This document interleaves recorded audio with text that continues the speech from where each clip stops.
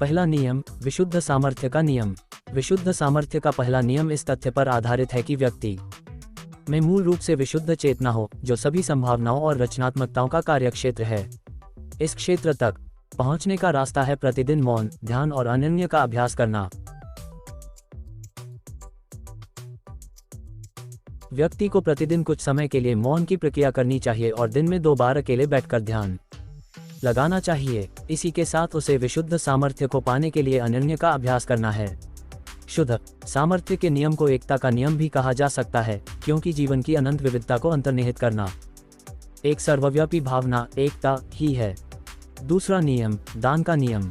पूरा गतिशील ब्रह्मांड विनियम पर ही आधारित है। लेना और देना संसार में ऊर्जा प्रवाह के 2 भिन्न भिन्न पहलू हैं। व्यक्ति जो पाना चाहता है उसे दूसरों को देने की तत्परता से संपूर्ण विश्व में जीवन का संचार करता रहता है। यदि व्यक्ति खुश रहना चाहता है तो दूसरों को खुश रखे, और यदि प्रेम पाना चाहता है तो दूसरों के प्रति प्रेम की भावना रखे। यदि वह चाहता है कि कोई उसकी देखभाल और सराहना करे तो उसे भी दूसरों की देखभाल और सराहना करना सीखना चाहिए। तीसरा नियम, कर्म का नियम। ये कहावत तो आपने सुनी ही होगी कि हम जो बोते हैं वही काटते हैं। कर्म में क्रिया और उसका परिणाम दोनों शामिल हैं। वर्तमान में जो कुछ भी घट रहा है वह व्यक्ति को पसंद हो या नापसंद उसी के चयनों का परिणाम है जो उसने कभी पहले किए होते हैं। जब भी आप चुनाव करें तो स्वयं से 2 प्रश्न पूछें। जो चुनाव आप कर रहे हैं उसके नतीजे क्या होंगे, और क्या ये चुनाव आपके और इससे प्रभावित होने वाले लोगों के लिए लाभदायक और इच्छा की पूर्ति करने वाला होगा। चौथा नियम, अल्प प्रयास का नियम। ये नियम इस तथ्य पर आधारित है कि प्रकृति प्रयत्न रहित सरलता और अत्यधिक आज़ादी से काम करती है। प्रकृति के काम पर ध्यान देने पर पता चलता है कि उसमें सब कुछ सहजता से गतिमान है। अल्प प्रयास के नियम का जीवन में आसानी से पालन करने के लिए इन बातों पर ध्यान देना होगा। लोगों, स्थितियों और घटनाओं को स्वीकार करें जैसी वे हैं। उन्हें अपनी इच्छा के अनुसार ढालने की कोशिश न करें।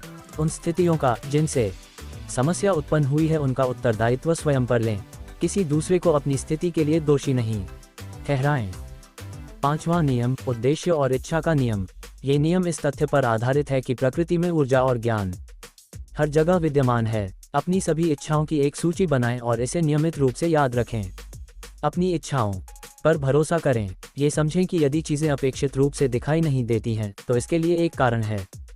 विश्वास कायम रखना होगा कि यदि इच्छा पूरी नहीं होती है तो उसके पीछे भी कोई उचित कारण होगा। हो सकता है कि प्रकृति ने आपके लिए इससे भी अधिक कुछ सोच रखा हो। छठा नियम, अनासक्ति का नियम। इस नियम के अनुसार व्यक्ति को कुछ भी प्राप्त करने के लिए वस्तुओं के प्रति मोह त्यागना होगा, लेकिन इसका मतलब ये भी नहीं है कि वह अपनी इच्छाओं को पूरा करने के लिए अपने उद्देश्यों को ही छोड़ दे। उसे केवल परिणाम के प्रति मोह को त्यागना है। अपने आप को और दूसरों को स्वतंत्रता दे कि वे कौन हैं, चीज़ों को कैसा होना चाहिए, इस विषय पर भी अपनी राय किसी पर थोपे नहीं। जबरदस्ती समस्याओं के समाधान खोजकर नहीं, समस्याओं को जन्म न दें। चीज़ों को अनासक्त भाव से लें। सब कुछ जितना अनिश्चित होगा आप उतना ही अधिक सुरक्षित महसूस करेंगे, क्योंकि अनिश्चितता ही स्वतंत्रता का मार्ग है। सातवां नियम, धर्म का नियम। हर किसी के जीवन में एक उद्देश्य होता है। इस जीवन में अपनी विशेष प्रतिभाओं की एक सूची बनाएं और अपने आप से पूछें कि आप मानवता की सेवा के लिए क्या कर सकते हैं। अपनी योग्यता को पहचान कर उसका इस्तेमाल मानव कल्याण के लिए करें और समय की सीमा से परे होकर अपने जीवन के साथ दूसरों के जीवन को भी सुख और समृद्धि से भर दें।